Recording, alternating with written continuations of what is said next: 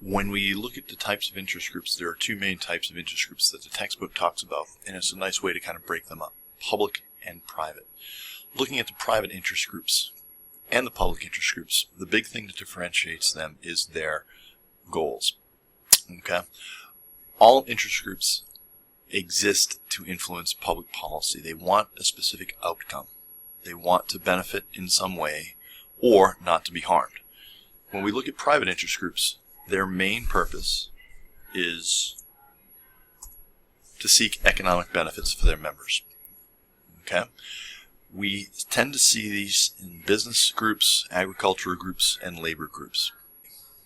Okay? On the public side, they are advocating for policy whose benefits extend beyond the group of membership. Okay. You could argue that labor groups have some public function, but they are indirect. Their goal is not necessarily to benefit everybody, but specifically their workers. And if whatever benefits they negotiate end up benefiting others, like the weekend or an 8-hour day or overtime pay or work safety, those may become public benefits, but ultimately or initially their goals were to seek economic benefits for their labor union member. In class, we'll go ahead and consider some questions around the goals of public and private interest groups and kind of think about the different types of groups and the different goals they have. Public interest groups can be broken into subgroups as well. We look at multiple issue or single issue. This really helps determine, or this is determined by the focus of each group.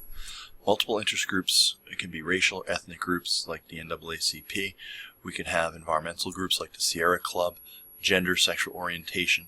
What makes these things multiple issue is that they're not really focused on one specific aspect of the environment. They're not focused on just one specific thing with regards to gender or sexual orientation. There are a broad number of issues that may be addressed by the group. When we look at the single issue groups, we are looking at much more specific: gun rights, NRA. We're looking at abortion groups. These are specific issues that the group formed around. These are not groups that consider multiple issues. With both groups, we need to understand the various strategies and tactics. Strategies are more of an overall longer range plan of attack about how they're going to achieve their goals. Tactics are the specific steps that are going to be done to achieve the goals. So tactics enable you to realize the strategies. When we look at the strategies, there are a couple of different things to look at. Initiating action simply means that you are going to, as a group, sponsor initiatives. You're going to push for something to be done. You're going to talk to members of Congress and maybe give them a model bill that they might be able to introduce. You might want to block action.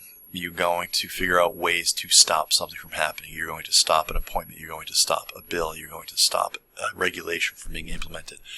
You want to influence appointments. Remember, as we talked about with the bureaucracy, there are millions of people that are making rules and regulations and enforcing those rules and regulations every day.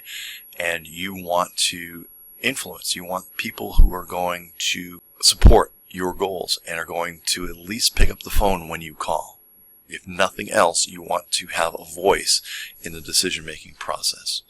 Okay? When we look at tactics, again, the tactics are specific things that are going to enable you to realize your strategies. These two things together are ways that you are going to realize your goals. Direct lobbying, you're going to give money, you're going to litigate. So these are just some various tactics, and we'll look at some of these other things. There are some indirect methods as well that we will go into in a minute.